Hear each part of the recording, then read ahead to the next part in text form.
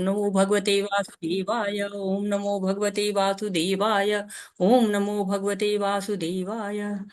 ओम अज्ञानातिमिरान्धस्य ज्ञानाञ्जनशलाकया चक्षुरुन्मीलितं येन तस्मै श्रीगुरुवे नमः। श्रीचैतन्यमनोभीष्टं स्थापितं येन भूतले स्वयं रूप कदा मह्यं ददाति स्वपदान्तिकम्। वन्देऽहं श्रीगुरु श्रीयुतपदकमलं श्रीगुरून् वैष्णवांश्च श्रीरूपं साग्रजातं सहगण अन्वितं तं सजीवं साद्वैतं सावधूतं परिजनसहितं कृष्णचैतन्यदेवं श्रीराधा कृष्णपादान् सहग ललिता श्रीविशाखा अन्वितांश्च। हे कृष्ण करुणा सिन्धु दीनबन्धु जगत्पते गोपेश गोपिका कान्त राधा कान्त नमस्तुते। तप्त कांचन गौरांगी राधे वृंदावनेश्वरी वृषभानुसुते देवी प्रणमामि हरिप्रिये। नमः ॐ विष्णुपादाय कृष्णपृष्ठाय भूतले श्रीमति भक्तिवेदान्त स्वामिन् इति नामिने। नमस्ते सरस्वती देवे गौरवाणी प्रचारिणे निर्विशेष शून्यवादी पाश्चात्यदेश तारिणे।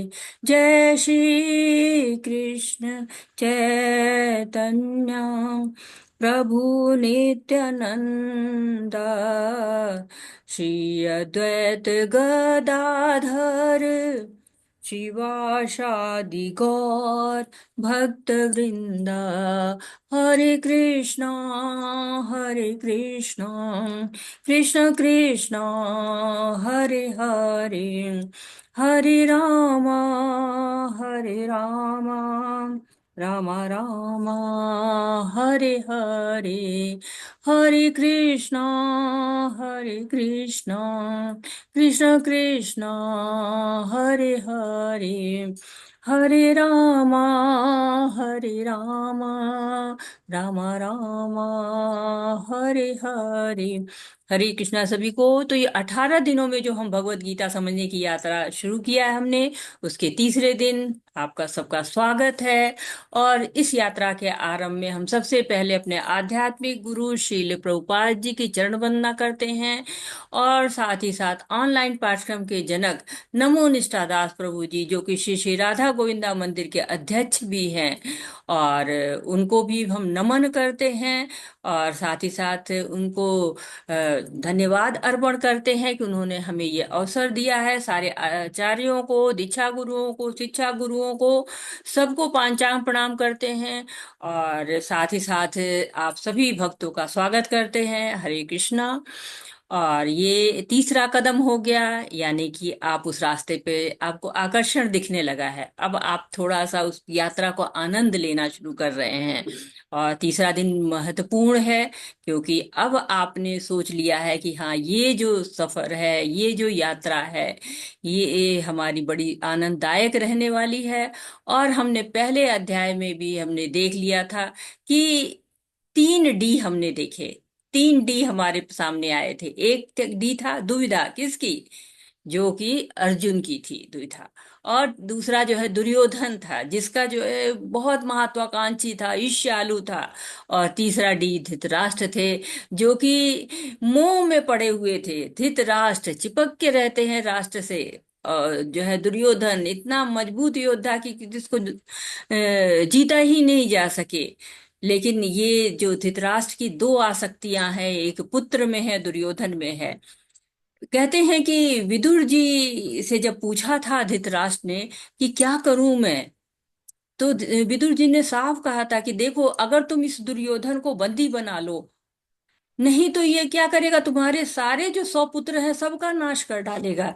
लेकिन दुर्योधन बहुत प्रिय था, दुशासन बड़ा प्रिय था तो दोनों पुत्रों से, और भी पुत्रों से आ सकती थी लेकिन दोनों से ज्यादा थी। और दूसरी राष्ट्र से बड़ी थी, कि हमेशा सोचते थे कि मैं ही राष्ट्र से चिपका रहा हूं। यहाँ तक कि जब जीत गए पांडव, पूरा युद्ध जीत गए हैं, और तब भी उसको ये लग रहा था उनको कि, और युधिष्ठिर ने कहा भी था कि आप जो है वो राजगद्दी पे बैठिए और मैं जो है आपका प्रतिनिधि रूप में कार्य करूंगा। लेकिन उस कथा फिर दूसरी है, वो उधर नहीं जाएंगे हम। तो हम इधर जाएंगे कि हमने जाना कि भगवत गीता में 5 विषय हम पढ़ेंगे। ईश्वर के बारे में जानेंगे, प्रकृति के बारे में, काल के बारे में, जीव के बारे में, और कर्म के बारे में। तो ये जो अध्याय हमारा है, ये हमारा अध्याय कर्म योग का है। कर्म का आधा भाग हम जानेंगे। आधा भाग अभी पूरा हम जानेंगे कि कैसे हम अपने कर्मों को कृष्ण भावना भावित बना सकते हैं। ये हमारा 5वें अध्याय में आएगा। तो कहते हैं कर्म की गति बड़ी गहन होती है, कर्म गति टारे नाई टरी। बहुत सारी बातें हम कर्म के लिए कहते हैं, कर्म जो किया है उसका फल हमें भोगना ही पड़ेगा। इस तरह की बातें हम साधारण जीवन में करते ही रहते हैं। तो इस अध्याय का नाम कर्म और योग। कर्म के बारे में आपने बहुत सुना है, योग के बारे में भी सुना है। योग सुनते ही दो तरह की बातें आती हैं। एक तो योग वो आता है जो मैथ्स में हम करते हैं, 2+2 4, 1+1 2, 3+2 5। ये योग जो है ये मैथ्स का एक पार्ट होता है, गणित का एक अंग होता है। और फिर और दूसरा योग हम लोग क्या जानते हैं कि आजकल बड़ा योग प्रचलित है ना, योगा डे मनाते हैं। तो व्यायाम करते, एक्सरसाइज करते हैं, तरह तरह की एक्सरसाइज करते हैं। और कभी कभी हम उसको ध्यान की तरफ भी ले जाते हैं, कि हम जब ध्यान करते हैं, चिंतन करते हैं, उसको भी हम योग कहते हैं। तो योग का अर्थ यहाँ पे क्या होता है? योग का अर्थ यहाँ पे होता है जुड़ जाना। किससे जुड़ जाना? कर्म के द्वारा जुड़ जाना। किससे कर्म के द्वारा जुड़ेंगे? भगवान से जुड़ेंगे। तो योग युक्त होना किससे? भगवान से। कैसे? कर्म योग, यानी कि कर्म के द्वारा भगवान से जुड़ जाना। तो कर्म कौन से होते हैं? पहले तो हम ये जाने, तो कर्म 3 प्रकार के होते हैं। शास्त्र कहते हैं ना कि 3 प्रकार के हम कर्म करते हैं। एक तो हम अच्छे कर्म करते हैं, जो कर्म होते हैं पुण्य देते हैं हमको। किसी को भोजन खिला दिया, किसी को कपड़ा दे दिया, किसी को शारीरिक सहायता कर दी, सड़क पार करा दी, किसी को कंबल दे दिया, किसी को भोजन दे दिया। ये क्या होती है? प्रत्यक्ष सहायता होती है। कभी कभी हम अप्रत्यक्ष रूप से भी डोनेट कर देते हैं, स्कूलों को, लाइब्रेरी को। वो भी सब आते हैं, अच्छे कर्म में आते हैं, पुण्य कर्म, जिनसे क्या होता है? हमको पुण्य मिलता है। और कुछ बुरे कर्म होते हैं जिसको विकर्म कहा जाता है, जैसे कि चोरी करना है, डाका डालना है, लूट लीजिए, धोखा करिए, कपट करिए, किसी से छीन लीजिए, किसी को ठग लीजिए। तो ये क्या होता है? शास्त्रों के विपरीत होता है, और ये पाप कर्म होते हैं। कहते हैं ना कि ऐसा न हो जाए कि पाप हो जाए हमारा। तो तीसरे प्रकार के कर्म क्या होते हैं? किसी को चोट पहुंचाते हैं ना, हिंसा करते हैं, वो सभी विकर्म में ही आता है। और तीसरे प्रकार के कर्म होते हैं कृष्ण भावना भावित कर्म, यानी कि ऐसे कर्म जो हमको बिल्कुल सुखी रखते हैं, आनंद रखते हैं। अब कहेंगे अच्छे कर्म भी तो आनंद रखते हैं। अच्छे कर्म पर्याप्त होते हैं, पुण्य देते हैं, लेकिन कृष्ण भावना भावित कर्म ऐसे होते हैं जो कि आपको पुण्य पाप कुछ नहीं देते हैं, केवल भगवान से जोड़ते हैं, भगवान की भक्ति कराते हैं। तो सामान्यतः लोग जो अच्छे कर्म को ही कहते हैं ना कि कर्म ही पूजा है। तो ऐसे लोग सोचते हैं तो कौन सा ऐसा कर्म है, हम कौन सा ऐसा कर्म करेंगे जिसको पूजा की श्रेणी में रख देंगे? यानी कि पूजा की श्रेणी में क्या, कौन सा कर्म? यानी कि उससे बंधन नहीं लगेगा। बंधन लगने से क्या होता है? बंधन जब कर्मों का लगता है तो उसका पाप पुण्य हमें भोगना पड़ता है। तो कौन सा ऐसा कर्म है जो हमें पाप पुण्य से दूर ले जाएगा और हमको ये भवसागर पार करा देगा? हमारी यही दुविधा रहती है ना, कि जन्म मृत्यु जरा व्याधि से कैसे मुक्ति पाए, बड़ी भारी दुविधा है। लेकिन इसका समाधान कहाँ मिलता है? भगवत गीता मिलता है। तो तीसरे अध्याय की रचना ही इसीलिए की गई, इसी सब कर्मों के सिद्धांतों को समझाने के लिए ही की गई है तीसरे अध्याय की रचना। और दूसरे अध्याय में हम पहले पढ़ चुके हैं कि धृतराष्ट्र बड़ा खुश हो गया कि अर्जुन तो युद्ध करेगा नहीं, और पांडव राज का त्याग कर देंगे। लेकिन भगवान क्या कहते हैं? ये कलमश कहाँ से आया अर्जुन तुम्हारे अंदर? ये जो 5 तुम रखे हो बातों को, कि ये 5 बातें, दया है, पाप होगा, आनंद नहीं है, असमंजस है, और परिवार के को हानि होगी, कुल की हानि होगी, ये सब कलमश कहाँ से लेके आए हो तुम? ये क्या है? ये तुम्हारी कीर्ति को कम करेगा, उच्च लोक की तरफ नहीं ले जाएगा, नीचे के लोक की तरफ ले जाएगा। तो अर्जुन भगवान को तुरंत गुरु बना लेते हैं कि भगवान हम समर्पित हैं आपके पीछे कार्पण्य दोषो उपहित स्वभाव पृच्छामि त्वाम धर्म सम्मूढ़ चेता यच्छ्रेयं शा निश्चितम ब्रूहि तन्मे शिष्य तहम साधि माम त्वाम प्रपन्नम। बताओ, मुझे निर्देश दीजिए, मुझे समझाइए, मैं शरणागत हूँ, मैं शिष्य हूँ आपका। और भगवान तुरंत गुरु की भूमिका लेते हैं और उनको पदार्थ और आत्मा का ज्ञान देते हैं। पदार्थ क्या है? जो हमारा ये शरीर है, पंचभूत जो बना हुआ जो है शरीर, और आत्मा, दोनों अलग अलग चीजें हैं। आत्मा अलग है, ये शरीर क्या है? ये शरीर केवल हमारे जो आवरण है एक तरह से, क्योंकि इसीलिए देहांतरण होता रहता है। शरीर हमेशा जो ऊपर का शरीर है, इसके अंदर आत्मा चेतनता लेके आती है, और जब आत्मा इस शरीर से निकल जाती है तो शरीर हमारा मृत प्राय हो जाता है। तो आत्मा का ये कपड़ा है, कहते हैं वांछांसि जीर्णानि यथा विहाय नवानि गृह्णाति नरोपराणि तथा शरीराणि विहाय जीर्णा अन्यानि संयाति नवानि देहि। तो जैसे कि मनुष्य पुराने वस्त्रों को त्याग देता है और नए नए कपड़े रोज बदलता रहता है, उसी तरह आत्मा क्या करती है? उतनी जल्दी नहीं बदलती जैसे हम बदलते हैं, लेकिन आत्मा भी एक समय के बाद इस बेकार को, पुराना शरीर है, व्यर्थ का शरीर, इसको त्याग करके नया शरीर धारण कर लेती है। और उस आत्मा की विशेषता क्या होती है? नैनम छिदन्ति शस्त्राणि नैनम दहति पावक न चैनम क्लेद्यंतापो न शोषति मारुतः। तो न खंड किया जा सकता है, न भिगोया जा सकता है, न सुखाया जा सकता है, न जलाया जा सकता है, बिल्कुल अघुलनशील है ये, शाश्वत है ये, और कहते अकल्पनीय है। तो शरीर के लिए क्या शोक करना? ये तो शाश्वत शरीर है। शाश्वत शरीर है नहीं, आत्मा शाश्वत है। तो इस शरीर के लिए कोई भी दुख नहीं करना चाहिए, शोक नहीं करना चाहिए। जातस ही ध्रुव मृत्यु ध्रुवम जन्म मृत्युश्च च तस्माद परिहर्ताये न तुम सोचत मरहसु। जन्म लिया है तो मृत्यु होनी ही है, तो क्या शोक करना है इसके लिए? और साथ ही साथ भगवान जो है बताते हैं कि तुम निर्धारित कर्तव्य करो, ऐसे कर्म करो जो तुम्हें यश की तरफ ले जाए, अपयश की तरफ नहीं ले जाए। युद्ध नहीं करोगे तो क्या होगा? अपयश तुम्हें लगेगा।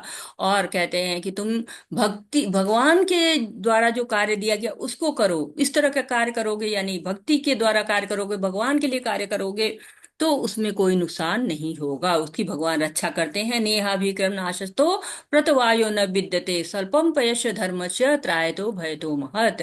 बड़े भयानक भय से रक्षा होगी और इस प्रयास में कोई हानि भी नहीं होती है। इसलिए बुद्धि को स्थिर करो और वैदिक कर्म कांड से ऊपर उठकर निष्काम कर्म योग करो। तो और भगवान कर्म के बारे में कहते हैं कि निष्काम कर्म योग करो। और स्थिति प्रज्ञ लोग के बारे में बताते हैं कि जो मुक्त आत्माएं होती हैं वो कैसी होती हैं। और साथ ही साथ उन्होंने हमको बताया मनोविज्ञान की, कैसे हम पतन की तरफ जाते हैं, पतन कैसे करते हैं। ध्याय तो विषान पुंसा संगस्तेषु उपजायते संगात संजायते कामा कामात क्रोधा विजायते क्रोधादि भवति सम्मोह सम्मोहा स्मृति भ्रमम स्मृति भ्रंशाद विश्व बुद्धिनाशो बुद्धिनाशात प्रणश्यति। तो पहले विषय को देखते हैं, इंद्रिय विषयों को देखते हैं, चिंतन करते हैं, उसमें आसक्ति होती है, आसक्ति से काम होता है, काम से क्रोध होता है, क्रोध से मोह होता है, मोह से स्मरण शक्ति का नाश होता है, स्मरण शक्ति से बुद्धि का नाश होता है, और बुद्धि के नाश होते ही जीव अंधकूप में गिर जाता है। इसलिए अपने कर्मों को बहुत संभाल के करना चाहिए। और इस कर्म का ही पूरा सिद्धांत अब हम इस अध्याय में समझने जा रहे हैं, सीखने जा रहे हैं। कर्म योग और कर्म कांड समान नहीं है। कर्म कांड का तात्पर्य है देवी देवता की पूजा सेवा करना, आत्महित इंद्रिय भोग के लिए, जबकि कर्म योग इससे बिल्कुल विपरीत है। यह लगातार प्रयास में परमेश्वर को खुश करने और सेवा करने के लिए है। तो यहाँ पर भगवान जो है वो बता रहे हैं कि कर्म कांड और कर्म योग एक समान नहीं होता है। कर्म कांड क्या होता है? जो वैदिक शास्त्रों में लिखा हुआ है कि हाँ, इस देवी की पूजा करोगे तो ये मिलेगा, इस देवता की पूजा करोगे तो ये मिलेगा, ये करोगे तो ये मिलेगा। लेकिन कहते हैं कि भगवान की भक्ति का कार्य ही सबसे अच्छा होता है। और कर्म कांड और कर्म योग भगवान से जोड़ते हैं, और कर्म कांड हम अपने लिए करते हैं, हमारा स्वार्थ होता है उसमें। हम भगवान के लिए उसमें नहीं कुछ रखते, अपने हित के लिए कार्य करते हैं। अर्जुन उवाच। कोई पढ़ना चाहेगा? हरे कृष्णा। हैंड रेज कर सकते हैं अगर कोई पढ़ना चाहता है। उर्मिला माता जी, हरे कृष्णा, पढ़िए माता।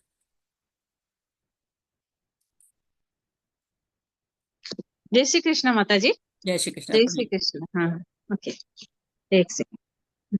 अर्जुन उवाच जायसी चेत् कर्मणस्ते मता बुद्धिर्जनार्दन तत्किं कर्मणि घोरे मां नियोजयसि केशव।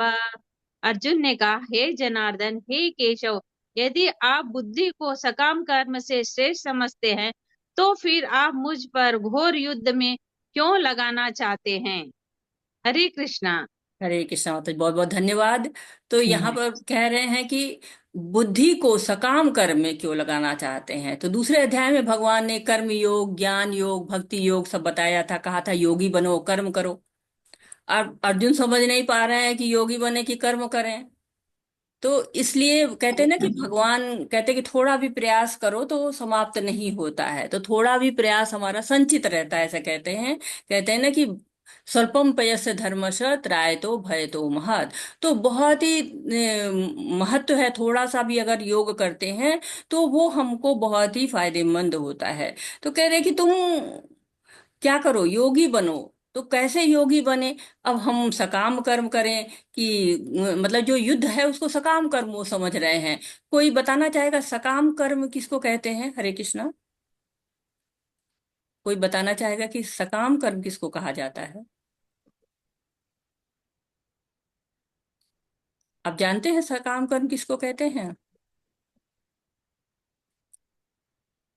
हरे कृष्णा। ललिता माता जी बताना चाहेंगे? हरे कृष्णा।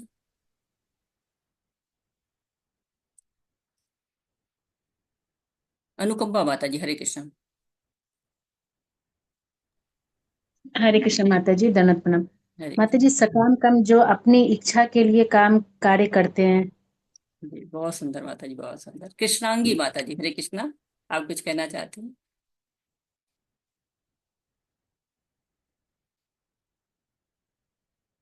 आप अनम्यूट होइए कृष्णांगी माता जी। सुमन माता जी, सुमन माता जी, हरे हरे कृष्ण जी। कृष्ण माता जी। माता जी, किसी सकाम कर्म की इच्छा से किया गया, फल की इच्छा से किया गया कोई कर्म। जी बिल्कुल सही कह रहे हैं। तो ये बात आई कहाँ से? एक तरह से सोचेंगे कि आई कहाँ से, अर्जुन के मन में कहाँ से आई। तो इसके लिए हम पीछे चलते हैं दूसरे अध्याय में। दूसरे अध्याय में जो 49वां श्लोक है, 49 श्लोक, वो कहता है दुवेड़ हर्वर कर्म बुद्धि योगा धनंजय बुद्धो शरणम अन्विच्छ कृपणा फल हेतवा। कि समस्त जो तुम्हारे सकाम कर्म है उनसे दूर रहो और भगवान की शरण ग्रहण करो। तो अब जब कह देते हैं कि सकाम कर्मों से दूर रहो और यहाँ पर युद्ध करना चाह रहे हैं, तो युद्ध को समझ रहे हैं अर्जुन की ये तो सकाम कर्म है। तो कैसे दूर रहें? अब भक्ति का मार्ग अगर अच्छा है तो मुझे भक्ति करने दीजिए ना। मुझे ये क्यों सकाम कर्म करना है? मैं श्रेष्ठ मार्ग चुनूंगा। ये युद्ध तो हम राज्य के सुख भोगने के मन से कर रहे हैं ना, तो ये तो हमको अपने इच्छा के लिए कर रहे हैं। तो सामान्य जन क्या समझते हैं कि जब भक्ति करनी है तो सारे कार्य छोड़ दो और कहीं पे शांत होकर भगवान का नाम जपते रहो, यही भक्ति है। लेकिन भक्ति ये नहीं है। भक्ति क्या है? भगवान के लिए कर्म करना, केवल चुपचाप बैठना नहीं है। जो भी हम कर्म कर रहे हैं वो भगवान को समर्पित कर दें तो वो भक्ति कहलाती है। केशव कह रहे हैं, केशव का मतलब क्या होता है? केशी नाम का एक असुर था, उसको भगवान ने मारा था, घोड़े का रूप लेके आया था भगवान को मारने के लिए, उसका उन्होंने वध किया था। तो कह रहे हैं कि हमारे अंदर भी संशय आ गया है। ये भी केशव, आप जो है केशी को जिस तरह से मारे थे उसी तरह से मेरे संशयों को मार दीजिए। तो एक तरह से अर्जुन हमारे लिए प्रार्थना कर रहे हैं। अर्जुन के अंदर इतने संशय नहीं रहते हैं, अर्जुन तो गुड़ाकेश हैं। लेकिन वो कह रहे हैं कि नहीं, हमारे जो संशय है उनको खत्म करिए केशव। व्यामिषेणेव वाक्येन बुद्धिं मोह्यसीव मे तदेकं वद निश्चित्य येन श्रेयाहमाप्नुयाम्।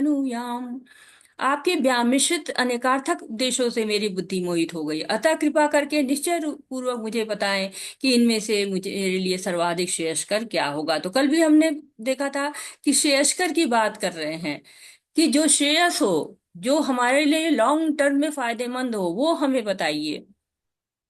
वैसे ही हमको भी प्रयास करना चाहिए कि हम लॉन्ग टर्म अचीवमेंट के बारे में बात करें।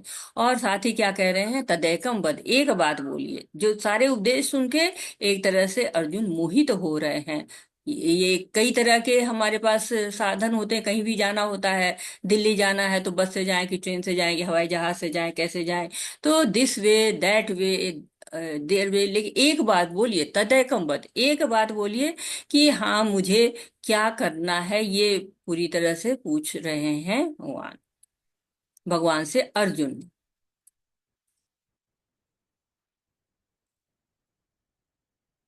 न तो कर्म से विमुख होकर कर्म फल से छुटकारा पा सकता है, और न केवल संन्यास से सिद्धि प्राप्त की जा सकती है। तात्पर्य, भौतिकवादी मनुष्यों के हृदय को विमल करने के लिए जिन कर्मों का विधान किया गया, उनके द्वारा शुद्ध हुआ मनुष्य ही संन्यास ग्रहण कर सकता है। शुद्धि के बिना संन्यास ग्रहण करने से सफलता नहीं मिल पाती।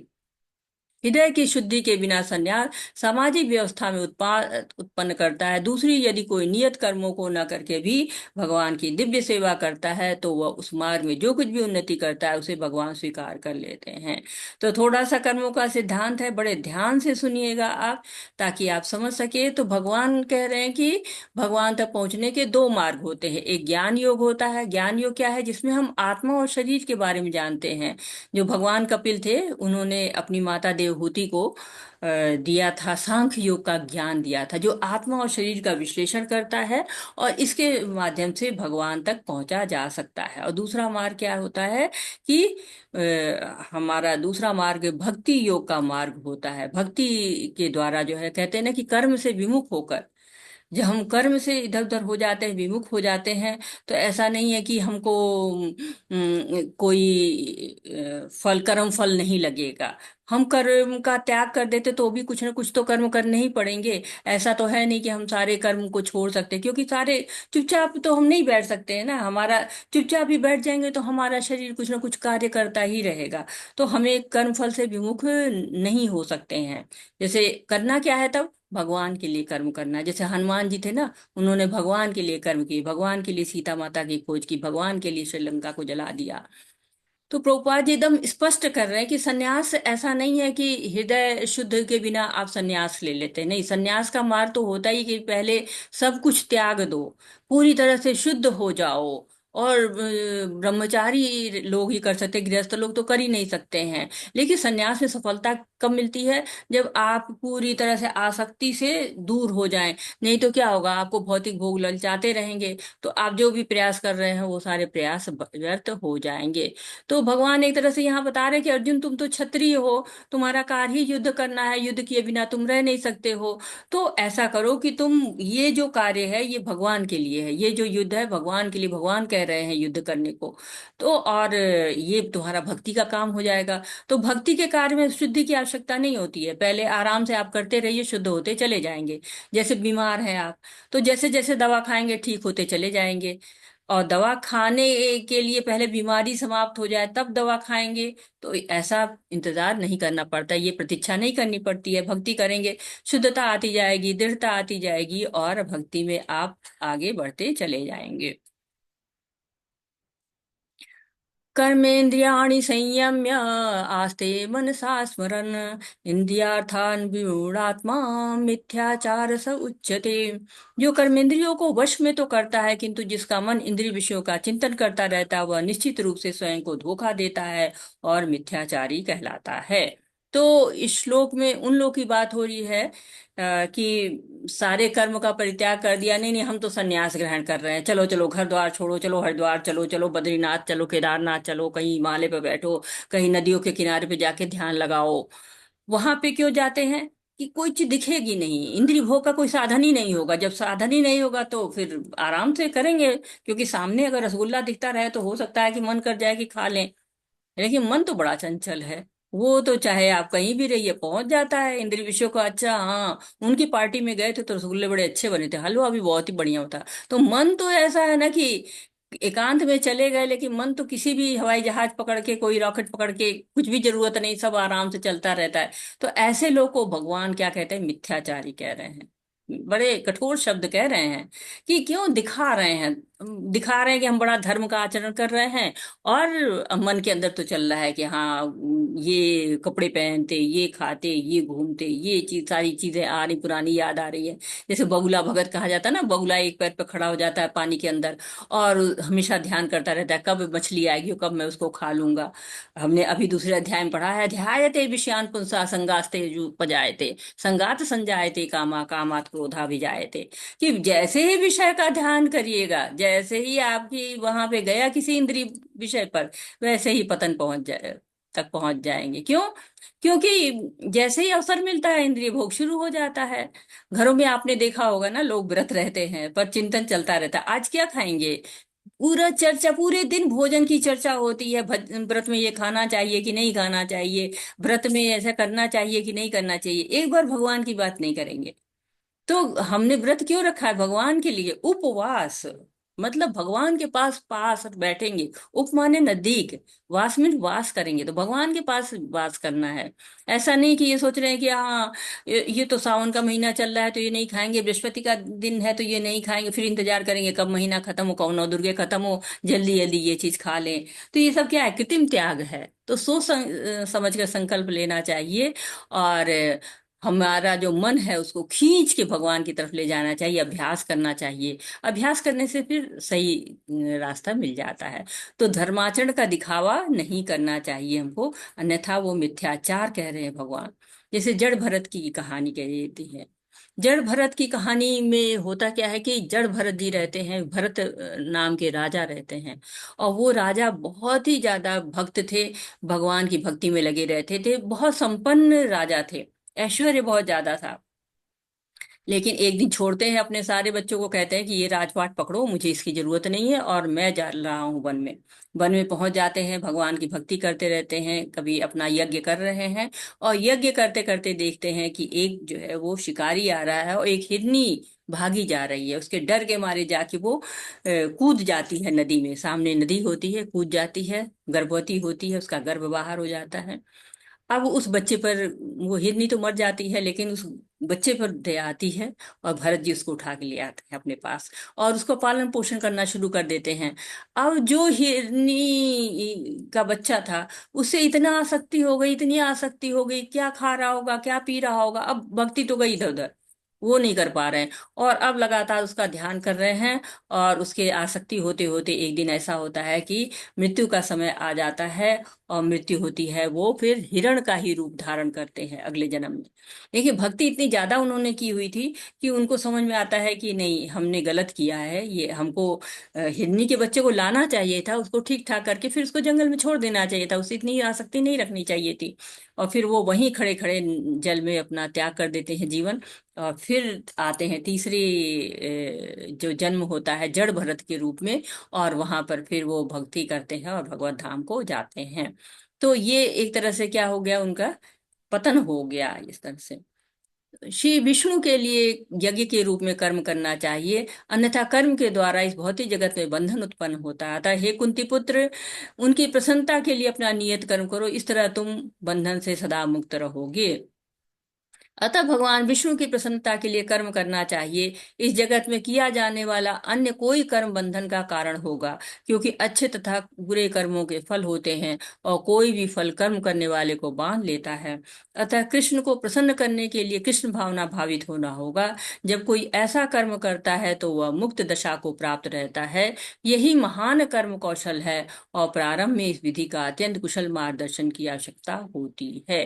तो एक तरह से यहाँ पे बताया गया है, श्लोक दिया गया है भगवत गीता में, यज्ञार्थार्थ कर्मणोऽन्यत्र लोकोऽयं कर्म बंधन, यज्ञार्था कर्मणोऽन्यत्र लोकोऽयं कर्म बंधन, तदर्थ कर्म कौन्तेय मुक्त संग समाचर। तो ये बंधन से एक तरह से मुक्त कर देने वाला श्लोक होता है, एकदम दिखा रहे हैं कि कैसे कर्म करेंगे, मार्गदर्शन मिल रहा है कि कर्म अच्छे बुरे होते हैं, धर्म, अर्थ, काम और मोक्ष 4 तरह के पुरुषार्थ होते हैं, लेकिन पंचम पुरुषार्थ क्या होता है? भक्ति होती है। तो हमें अर्थ को ऐसे उपजाना चाहिए जो धर्म के अनुसार हो। जो हम पैसा लाते हैं घर में, जो भी अर्थ आता है, धन आता है, वो धर्म के अनुसार हमें कमाना चाहिए। और हमारी कामनाएं ऐसी होनी चाहिए जो हमें मुक्ति प्रदान करे, मोक्ष प्रदान करे। और इसके लिए हमको क्या करना चाहिए? कृष्ण भावना भावित कर्म करना चाहिए। क्योंकि कर्म कर्म बंधन डालते ही हैं। हमें विष्णु के लिए यज्ञ करना चाहिए। जो भी हमारे कर्म है, यज्ञ विष्णु के रूप में करना चाहिए, क्योंकि कर्म करेंगे तो हम बंधन से नहीं बच सकते हैं।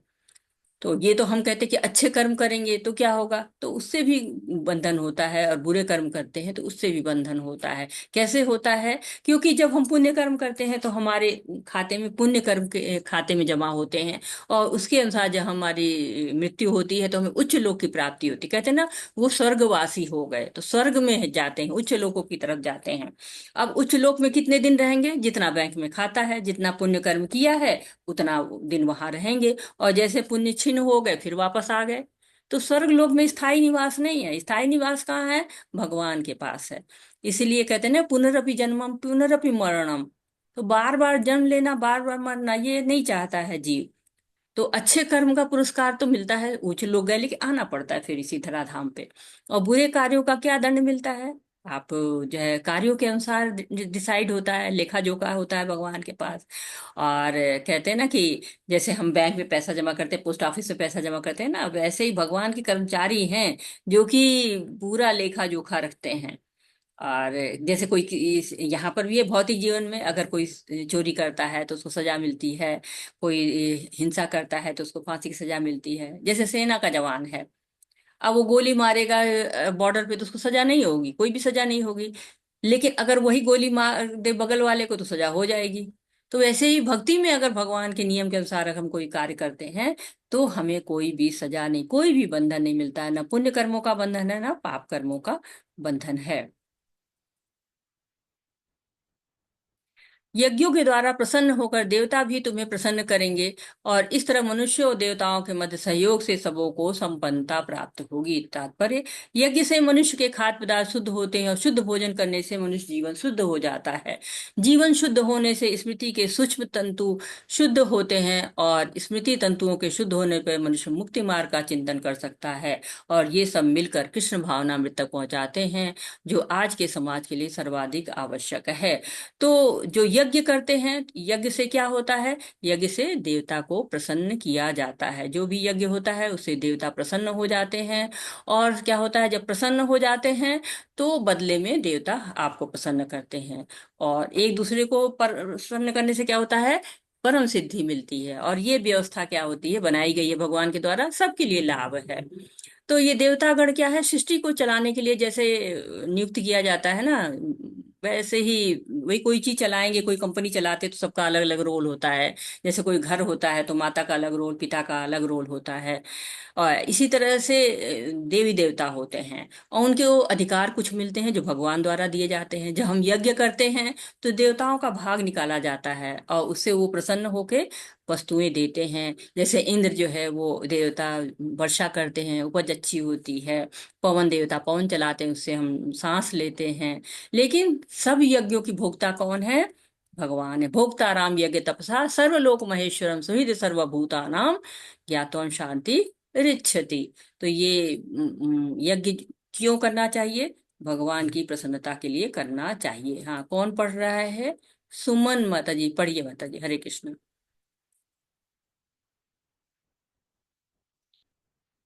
हरे कृष्ण माता जी। हरे कृष्ण, पढ़िए माता जी। माता जी कौन सा वो है श्लोक? ये सामने है स्क्रीन पे माता जी। हम्म, तात्पर्य, यहाँ देवतागण से जीवन भगवान। की विभिन्न आवश्यकताओं, यहाँ से ऊपर से जी, पढ़िए। जीवन की विभिन्न आवश्यकताओं की पूर्ति करने वाले विभिन्न देवता यज्ञ संपन्न होने पर प्रसन्न होकर तुम्हारी सारी आवश्यकताओं की पूर्ति करेंगे। किंतु जो इन उपहारों को देवताओं को अर्पित किए बिना भोगता है वह निश्चित रूप से चोर है। तात्पर्य, देवतागण भगवान विष्णु द्वारा भोग सामग्री प्रदान करने के लिए अधिकृत किए गए हैं। अतः नियत यज्ञों द्वारा उन्हें अवश्य संतुष्ट करना चाहिए। वेदों में विभिन्न देवताओं के लिए भिन्न भिन्न प्रकार के यज्ञों की संस्तुति है, किंतु वे सब अंततः भगवान को ही अर्पित किए जाते हैं। किंतु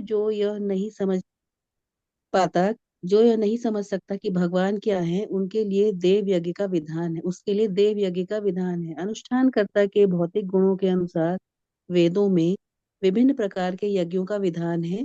विभिन्न देवताओं की पूजा भी उसी आधार पर अर्थात गुणों के अनुसार की जाती है। हरे कृष्ण। हरे कृष्णा माता जी, बहुत बहुत धन्यवाद। तो भगवान यहाँ पर चोर बता रहे हैं, जो लोग भगवान को बिना चढ़ाए, बिना देवी देवताओं को दिए, क्योंकि यज्ञ भगवान के लिए करते हैं और उसमें देवताओं का भी भाग होता है, तो अगर आप अर्पित नहीं करते हैं तो चोर कहलाते हैं। तो यहाँ पे एक यज्ञ चक्र भी बताया गया है कि कैसे यज्ञ का चक्र चलता कैसे है। तो यज्ञ चक्र हम देख रहे हैं कि एक तरह से जो इस तरह की यज्ञ होते हैं, ये कर्म कांड की बात होती है। और जब कर्म कांड से धीरे धीरे लोग कर्म योग की तरफ चढ़ते हैं, तो ये जो जनरली कर्म कांड के लिए यज्ञ किए जाते हैं, ये वेदों के नियम के अनुसार। तो भगवान, ऐसा शास्त्रों में इनका वर्णन है। और भगवान कृष्ण से ये वेद आए हुए हैं। भगवान जो है वेद को बताते हैं, और वेदों में बताया गया है कि किस तरह से कर्म किया जाएगा। जो वेद कर्तव्य बताते हैं ना, कि किस तरह से यज्ञ करेंगे, और फिर जीव जो है वो उसी तरह से यज्ञ को करता है।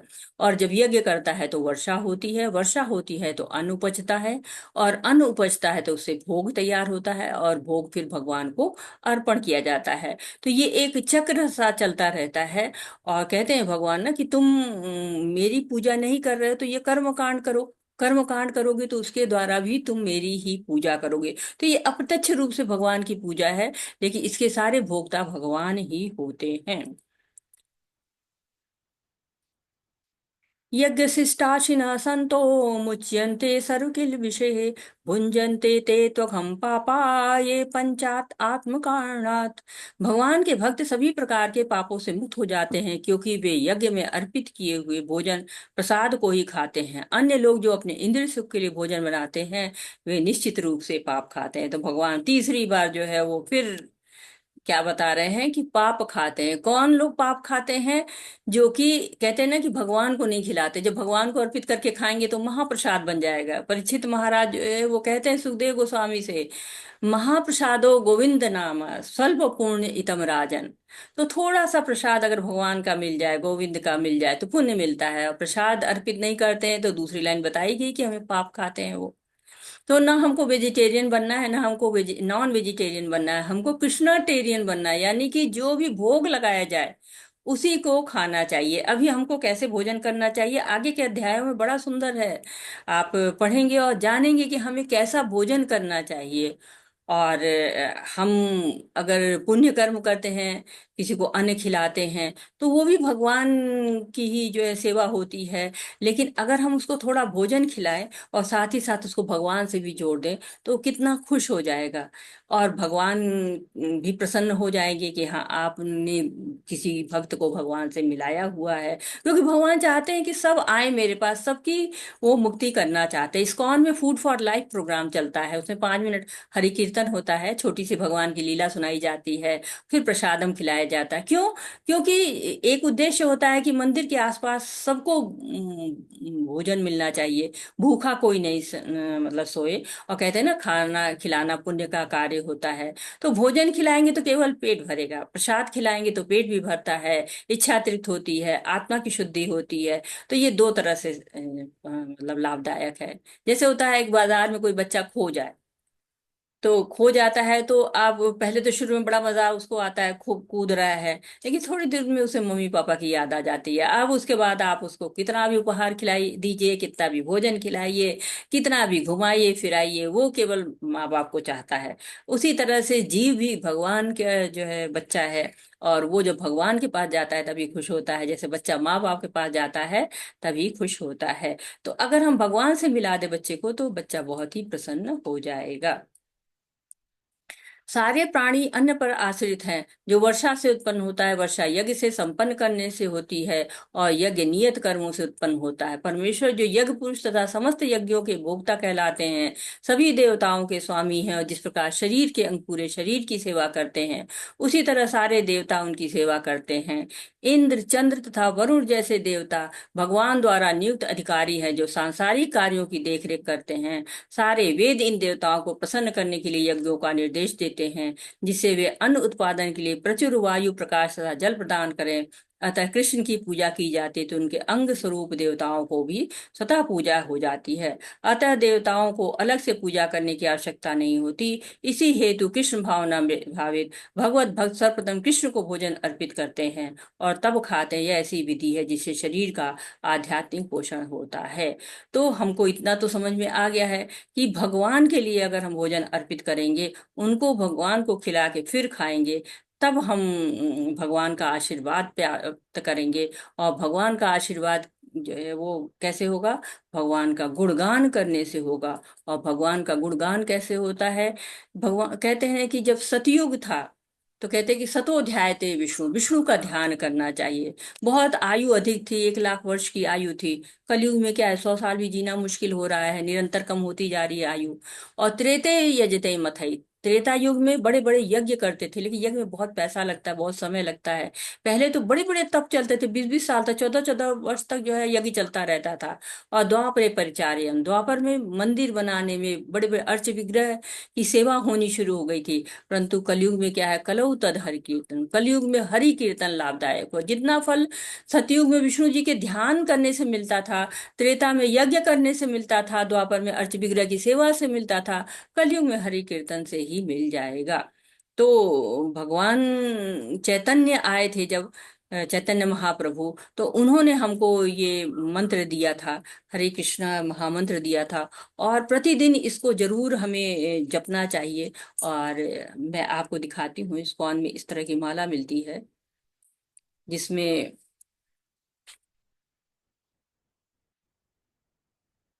ये माला है आपकी, माला जो है दिख रही होगी, ये माला है।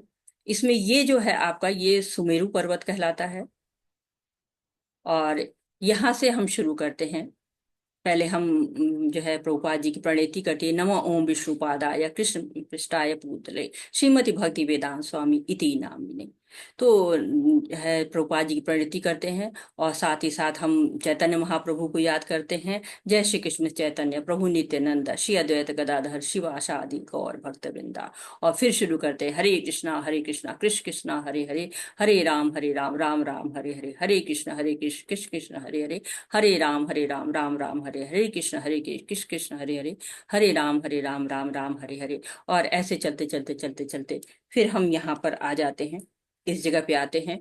और यहाँ जो सुमेरु पर्वत होता है, इसको हम लांघते नहीं है, फिर दोबारा हम पलट देते हैं।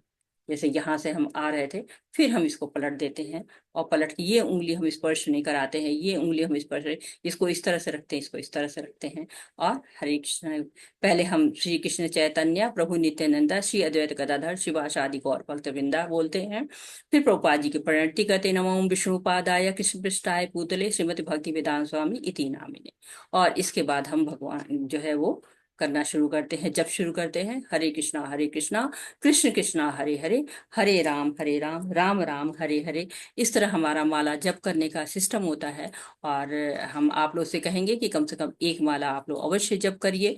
और देखिए यहाँ पे लिखा हुआ है, ये आपको मिल जाती है, ये पीपीटी मिल जाता है ना, रिकॉर्डिंग आपको, इस रिकॉर्डिंग से आप इसको नोट भी कर सकते हैं।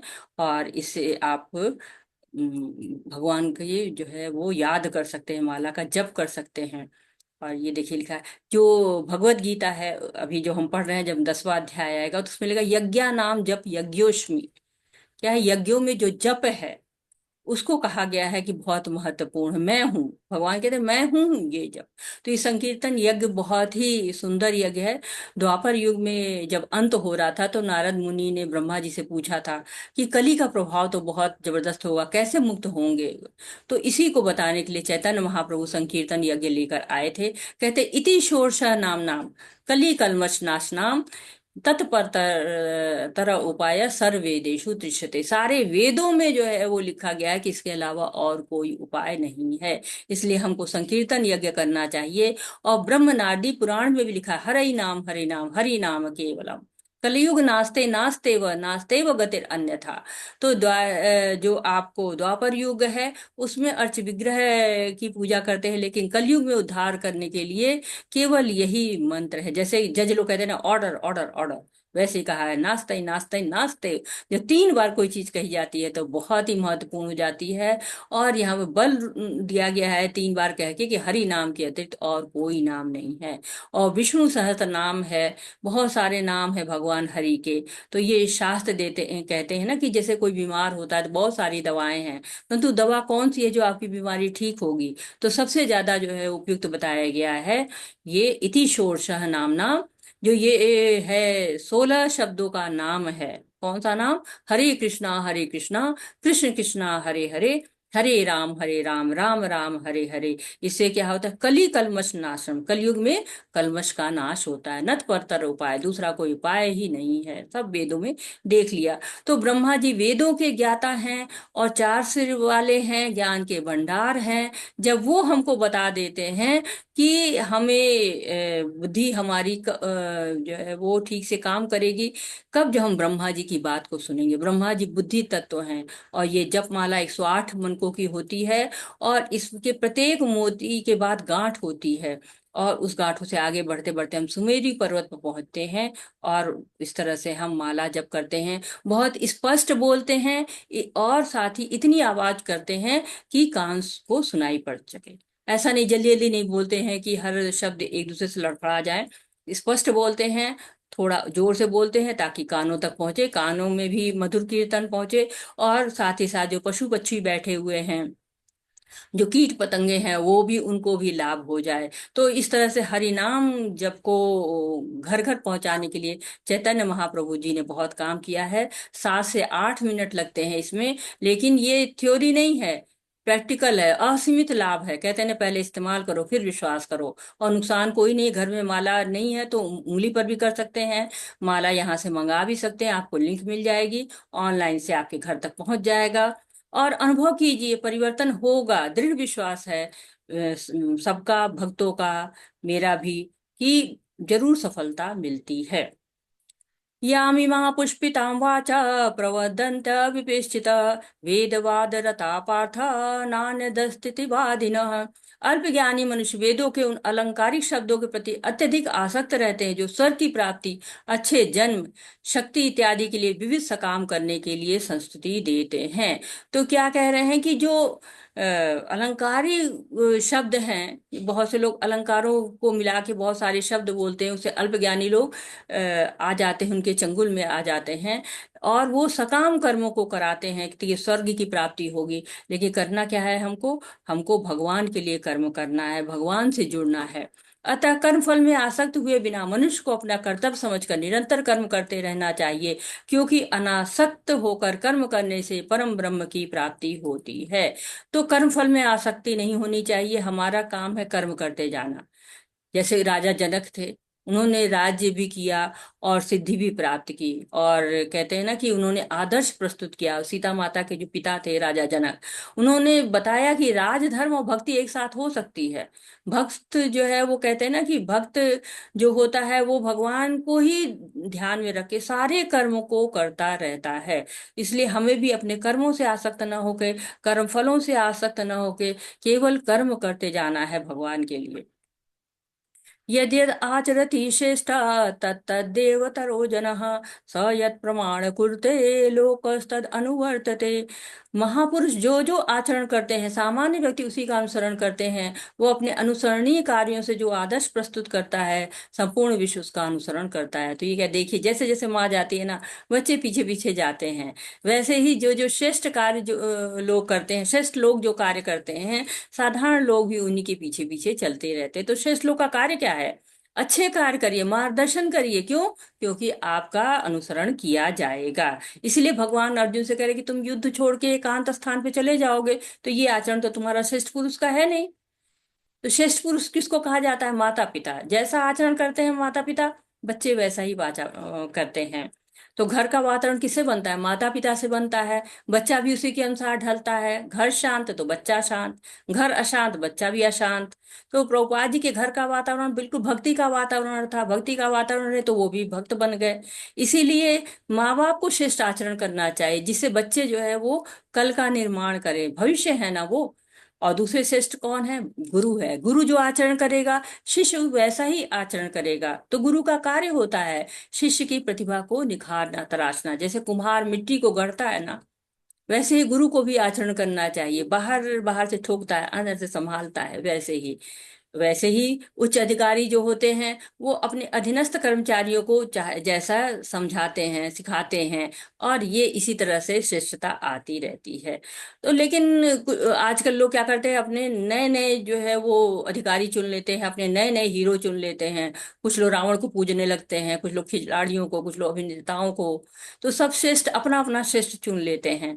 लेकिन हमारा आदर्श कौन होगा, ये हमें देखना है। क्यों? कुछ लोग नहीं होता, अभिनेताओं की नकल करने लगते हैं, खिलाड़ियों की नकल करते हैं। लेकिन बता रहे हैं इस श्लोक में कि हमें उचित लोग का, श्रेष्ठ कौन है हमारे लिए, इसका भी हमें बहुत सोच समझ के चुनाव करना चाहिए। जीवात्मा अहंकार के प्रभाव से मोहग्रस्त होकर अपने आप को समस्त कर्मों का कर्ता मान बैठता है, जबकि वास्तव में प्रकृति के 3 गुणों द्वारा संपन्न किए जाते हैं। तो ये आपको श्लोक याद करेंगे। 3.27 श्लोक है ये। प्रकृति क्रियमाणानि गुणे कर्माणि सर्वश अहंकार विमूढ़ात्मा कर्ता हमति मन्यते। ये श्लोक आज का श्लोक है, बहुत महत्वपूर्ण श्लोक है। कि जीवात्मा प्रकृति के 3 गुणों के अनुसार कार्य करती है, लेकिन अज्ञान में रह के अहंकार के कारण स्वयं को कर्ता मान बैठते हैं। और जब हम कर्ता मान लेते हैं तो क्या होता है, सारे कर्म फल हमको लगते हैं। तो दो तरह के लोग होते हैं। एक तो होते हैं कृष्ण भावना भावित व्यक्ति, वो कहते हैं कि नहीं, जो भी कार्य है वो भगवान के लिए, भगवान जाने।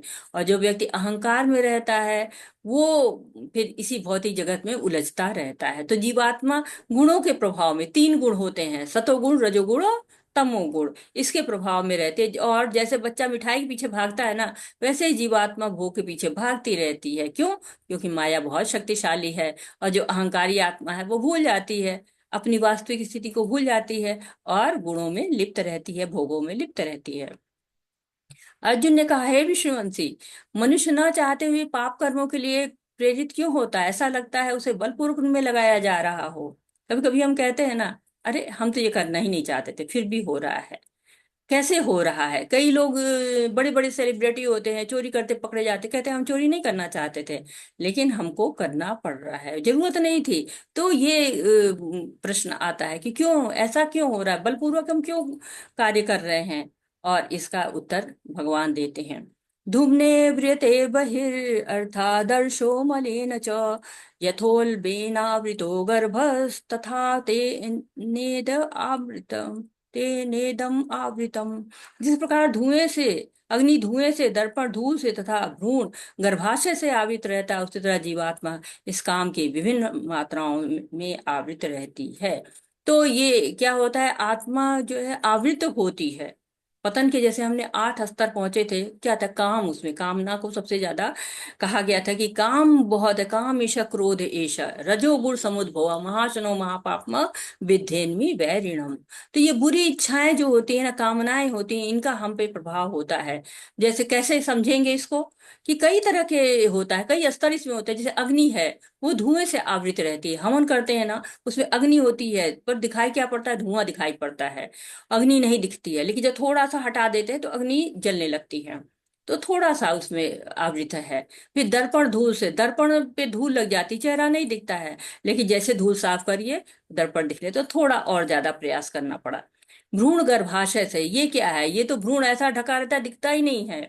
ऐसे जीवात्मा इतनी कामनाओं से ढकी रहती है ना, भोगों चाहिए उसको, और ज्यादा भोग चाहिए। तो ये बहुत ही तगड़ा आवरण होता है, इसको हटाना बहुत ही मुश्किल होता है। और जबकि हमको चैतन्य महाप्रभु कह गए, चेतो दर्पण मार्जनम, चित्त के दर्पण को साफ करो। तो आप लोग को अनुभव होगा, कुछ लोग बड़ी जल्दी भक्ति में आ जाते हैं, लेकिन कुछ लोग पर कामनाओं की इतनी मोटी परत होती है, जैसे बर्तन में चिकनाई लगी हो ना, बहुत रगड़ रगड़ के साफ करना पड़ता है और तब भी साफ नहीं होती है। वैसे किसी किसी के अंदर बहुत ज्यादा कामनाएं होती हैं और वो साफ नहीं होती हैं। हरे कृष्ण। तो यहाँ पे मैं थोड़ा सा लग रहा है आ गया। इंद्रियाणि मनोर्बुद्धिर्षाधि अधिष्ठानम् मुच्यते एते मुर्यत्यश ज्ञानम आवृत्य देहिनम। इंद्रिया, मन तथा बुद्धि इस काम के निवास स्थान हैं। इनके द्वारा यह काम जीवात्मा के वास्तविक ज्ञान को ढककर उसे मोहित कर लेता है। तात्पर्य, भगवान कृष्ण उन स्थानों का संकेत कर रहे हैं जिससे शत्रु को जीतने वाला यह जान ले कि शत्रु कहाँ पर है। मन समस्त इंद्रियों के कार्यकलापों का केंद्र बिंदु है। अतः जब हम इंद्रिय विषयों के संबंध में सुनते हैं तो मन इंद्रिय तृप्ति के समस्त भावों का आगार बन जाता है। इस तरह मन और इंद्रिया काम की शरणस्थली हैं। इसके बाद बुद्धि ऐसी कामपूर्ण रुचियों की राजधानी बन जाती है। बुद्धि आत्मा के निकट पड़ोसन है। काममय बुद्धि से आत्मा प्रभावित होती है, जिससे उसमें अहंकार उत्पन्न होता है। वह पदार्थ से तथा इस प्रकार मन तथा इंद्रियों से अपना तादात्म्य कर लेता है। आत्मा को भौतिक इंद्रियों का भोग करने की लत पड़ जाती है, जिसे वह वास्तविक सुख मान लेता है। तो काम का आरंभ कहाँ होता है? मन और बुद्धि से। हमारी सारी इंद्रियों को ढक लेता है। काम जहाँ होता है ना, वहां इंद्रियां हमारी लग जाती हैं, गलत कामों में लग जाती। कुछ गलत देख लिया, सुन लिया, स्वाद ले लिया, स्पर्श कर लिया, उसी के बारे में सोचती हैं और मन नियंत्रित तो होना शुरू हो जाता है। इसको थोड़ा और डिटेल में समझने के लिए इस तरह से समझ सकते हैं। ये आप एक चित्र देख रहे हैं। ये चित्र बड़ा ही प्रसिद्ध चित्र है। ये कठोपनिषद से लिया गया है। कठोपनिषद में एक श्लोक है, आत्मा रथित विद्धि शरीरम रथमेव तु बुद्धि तु सारथी विद्धि मनः प्रगमेव च। कि आत्मा के लिए एक रथ की कल्पना की गई है। आत्मा ही रथ का जो है वो स्वामी होती है। ये शरीर रथ है, आत्मा इस पर सवार होती है रथ पे। और आत्मा जो है वो जैसे यात्रा करती है ना आत्मा, उसके लिए रथ चाहिए। और ये शरीर रूप में अब रथ है। खींचेगा कौन इसको? घोड़े खींचेंगे। तो घोड़े खींच रहे हैं, इंद्रियां हमारी, जैसे नाक, कान, मुख, त्वचा, आंख, ये सब इंद्रियां क्या है? घोड़े हैं। और घोड़ों की लगाम किसने ले रखी है? मन ले रखी है। क्यों? मन इंद्रियों का स्वामी है। आप देख रहे हैं कि ये 5 घोड़े दिख रहे हैं आपको, और ये मन जो है वो मन ने पकड़ रखा है। ये मन जो है लगाम है इंद्रियों, ये सारे जो है वो इसके लगाम से इसको खींचा जा सकता है। और इसकी लगाम के किसके हाथ में रहती है? सारथी कौन है? बुद्धि है। अब ये पूरी तरह से रथ तैयार हो गया है और सारथी बुद्धि के रूप में काम कर रही है। तो बुद्धि क्या करते हैं? चाहे तो लगाम को खींच सकती है ना, लगाम खींचेगी, घोड़े काबू में रहेंगे, इंद्रिया सही सही कार्य करते रहेंगे। लेकिन जहां बुद्धि ने लगाम छोड़ी, वहीं मन कहीं भी ले जाके, मन ढीला हुआ और गड्ढे में गिर जाएगा। तो बुद्धि में क्षमता होती है संकल्प करने की, सही दिशा में ले जाने की। तो जब तक आपकी बुद्धि सही दिशा में है, आप सही कार्य करते रहेंगे। लेकिन अगर मन के ऊपर बुद्धि आ जाती है, मन के ऊपर बुद्धि होती है, बुद्धि के ऊपर आत्मा, आत्मा बैठी हुई है, आराम से आनंद ले रही है। देखिए ये आत्मा बैठी हुई है, लेकिन देख रहे हैं कि हाँ बुद्धि ठीक से चला रहा है कि नहीं। अगर बुद्धि ठीक से नहीं चलाएगा तो क्या होगा? ले जाके घोड़ा गिरा देगा। तो ये एक बहुत सुंदर कठोपनिषद के ऊपर बनाया गया है कि 5 तरह के हमारे स्तर होते हैं। चेतनाएं होती है ना हमारी, समस्या जो दिखती है हमको शारीरिक स्तर पे होती है। और चेतना क्या होती है? चेतना भी शरीर में होती है। और इससे शारीरिक उलझने रहती है। क्यों? जितना हमारी कामनाएं रहती हैं, जितना हमारी इच्छाएं रहती हैं, उसी इस चेतना पर हावी रहती है। और उसी के अनुसार हमारी सोच भी रहती है। तो 5 स्तर होते हैं हमारे। दैहिक स्तर, जब चेतना हमारी देह के स्तर पे रहती है, केवल हम शरीर के बारे में सोचते हैं। फिर चेतना में और प्रगति होती है तो इंद्रिय स्तर पर सोचती है, इंद्रियों के स्तर पे सोचती है कि क्या अच्छा देखें, ले अच्छा खाएं, अच्छा पढ़े, इस तरह के। फिर मानसिक स्तर आता है, मन के स्तर पर, जो हमारी चेतना जो है वो मन के स्तर पर होती है कि सही चले क्या है। फिर चेतना बुद्धि स्तर पर जाती है कि ज्ञान जो हमारे पास है वो सही है कि गलत है। फिर आध्यात्मिक स्तर की, बुद्धि सही है तो हमारी आत्मा सही कार्य करेगी। तो हम जिस स्तर पे रहेंगे, शरीर के स्तर पे रहेंगे तो, या फिर दैहिक स्तर, इंद्रिय स्तर, मानसिक स्तर, इस स्तर पर जब तक हम रहते हैं ना, तब तक हम अपनी समस्याओं का समाधान नहीं कर सकते हैं। लेकिन जब हम बौद्धिक स्तर पर पहुंच जाते हैं या आध्यात्मिक स्तर पर पहुंच जाते हैं, तो फिर हमारी बुद्धि सही कार्य करती है और हम सही दिशा में आगे बढ़ पाते हैं। इसलिए हे भरतवंशियों में श्रेष्ठ अर्जुन, प्रारंभ में ही इंद्रियों को वश में करके इस पाप का महान प्रतीक काम का दमन करो और ज्ञान तथा आत्म साक्षात्कार के इस विनाशकर्ता का वध करो। तो क्या करना है? शुरू में ही इसको कंट्रोल में करना चाहिए। महाभारत के शांति पर्व में कहा गया है, काम बंधनम एवेक नान्यदस्ति बंधनम, काम बंधनो मुक्ति ही ब्रह्म भूयाय कल्पते। तो काम को नष्ट करने का तरीका शुरू से इंद्रियों को वश में कर दो, तो मनुष्य क्या करेगा? निष्काम भाव से कर्म करेगा। ये अहंकार नहीं रहेगा, झूठी उपाधियां नहीं रहेंगी। और यहाँ पे एक तरह से कह रहे हैं ना कि ज्ञान और विज्ञान की बात हो रही है। ज्ञान क्या है? कि हम शरीर नहीं है, आत्मा है। और विज्ञान क्या है? कि आत्मा की जो हमारी संवैधानिक स्थिति है, उस तक पहुंच जाना।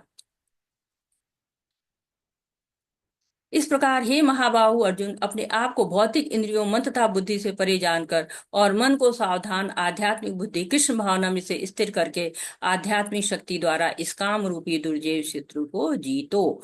तो ये काम क्या है? दुर्जेय है, और इसको जीतना चाहिए। कैसे जीतेंगे? बुद्धि से जीतेंगे, क्योंकि इंद्रिय विषयों से जो है वो इंद्रिया श्रेष्ठ हैं। क्यों? क्योंकि इंद्रियों को वो आकर्षित कर लेती हैं। और जब इंद्रियों को हम, इंद्रियों से श्रेष्ठ क्या होता है? मन होता है। और मन को जब हम भगवान की सेवा में लगा देंगे, तो इंद्रियां इंद्रिय विषयों से दूर होती चली जाएंगी। पहले हम पढ़ चुके ना, परम दृष्टा निवर्तते।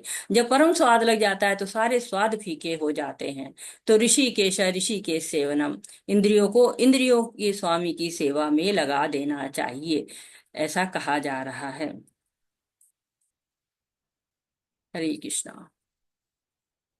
ईशा माता जी, हरे कृष्णा पढ़ेंगे आप? ईशा मिधा माता जी, अनम्यूट होइए आप। अरे, आपने कल भी हैंड रेज किया था, आप अनम्यूट नहीं हो पाए थे। हरे कृष्णा। भारती माता जी, हरे कृष्णा पढ़िए माता जी। भारती माता जी अनम्यूट होइए, पढ़िए। फिर आप म्यूट हो गए। दो बार मत करिए, एक बार करिए, पढ़िए। जी माता जी। जी हरे कृष्ण।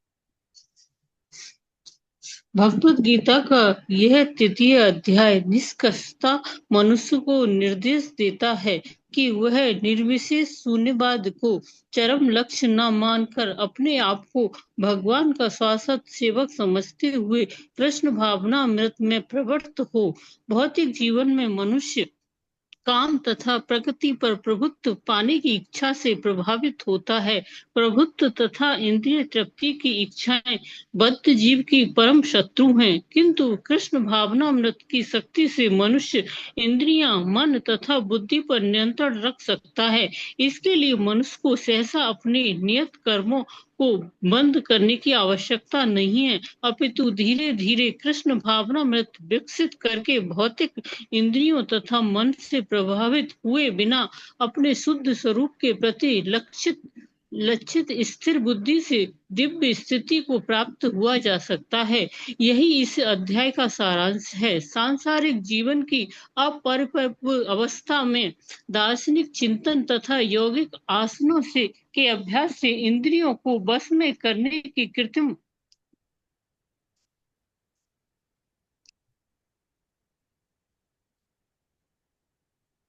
कृत्रिम प्रयासों से आध्यात्मिक जीवन प्राप्त करने में सहायता नहीं मिलती। उसे माता जी मेरा स्क्रीन हट गई है अचानक से। स्क्रीन नहीं आ रही सांसारिक जीव सांसारिक जीवन की अपरिपक्व अवस्था में दार्शनिक चिंतन तथा यौगिक आसनों के अभ्यास से इंद्रियों को बस में करने के कृत्रिम प्रयासों से आध्यात्मिक जीवन को प्राप्त करने में सहायता नहीं मिलती। उसे श्रेष्ठ बुद्धि द्वारा कृष्ण भावनामृत में प्रशिक्षित होना चाहिए। हरे कृष्ण माता जी। हरे कृष्णा माता जी, बहुत बहुत धन्यवाद। तो हमारे कर्म है ना, वो हमको कहीं ना कहीं से ढूंढ लेंगे। और कर्म हम कर रहे हैं तो हमें उसका फल भोगना ही पड़ेगा। चाहे अच्छे हों कर्म करेंगे तो भी भोगना पड़ेगा, बुरे कर्म करेंगे तो भी भोगना पड़ेगा। जैसे होता है ना कि गाय है, भैंस है, या कोई भी जानवर, उसके बच्चे को छोड़ दीजिए, चरने चले जाते हैं, लेकिन वो बच्चा माँ को ढूंढ ही लेता है। उसी तरह से कर्म हमको ढूंढ ही लेंगे, तो कर्म फल से हमको मुक्ति नहीं मिल सकती है। लेकिन इतना हमें ध्यान रखना चाहिए कि आत्मा बहुत शक्तिशाली होती है। तो आत्मा से बुद्धि को वश में कर लीजिए, बुद्धि से मन को वश में कर लेगी, और मन जो है वो इंद्रियों को वश में कर लेगा और इंद्रियां शरीर को वश में कर लेंगे, तो हमारे कर्म अपने आप अच्छे हो चले चले जाएंगे। तो हमें इन कर्मों का जो विज्ञान है उसका ज्ञान होना चाहिए कि कर्म ऐसा करिए कि हम कर्मता नहीं है, भगवान करता है, ऐसे हमको कर्म करते चले जाना चाहिए। ऐसा नहीं समझे कि हम करता है, जब हम ये समझने लगते हैं कि हम करता है, सारी समस्याएं वहीं से शुरू होती हैं और कर्म बंधन वहीं से शुरू होते हैं। तो हमें भगवान के लिए कर्म करना है, अपने लिए कर्म नहीं करना है। जो भी कर्म हम कर रहे हैं वो भगवान से जोड़ दें तो वो भगवान के लिए कर्म होता चला जाएगा। वाञ्छाकल्पतरुभ्यश्च कृपा सिन्धुभ्य एव च पतितानां पावनेभ्यो वैष्णवेभ्यो नमो नमः। अनंत कोटि वैष्णव बिंद की जय, शिला प्रभुपाद की जय, सभी भक्तों की जय, भगवद गीता की जय। हरे कृष्णा कृष्ण कृष्णा हरे हरे, हरे रामा राम रामा हरे हरे, हरे कृष्णा कृष्ण कृष्ण हरे हरे, हरे रामा राम रामा हरे हरे। हरे कृष्णा सभी को, हरे कृष्णा। आपका कोई प्रश्न है, आपका कोई सुझाव है, आप कुछ ऐड करना चाहते हैं, कुछ त्रुटि सुधार करते हैं, तो मोस्ट वेलकम आपका। हरे कृष्णा सभी को, हरे कृष्णा।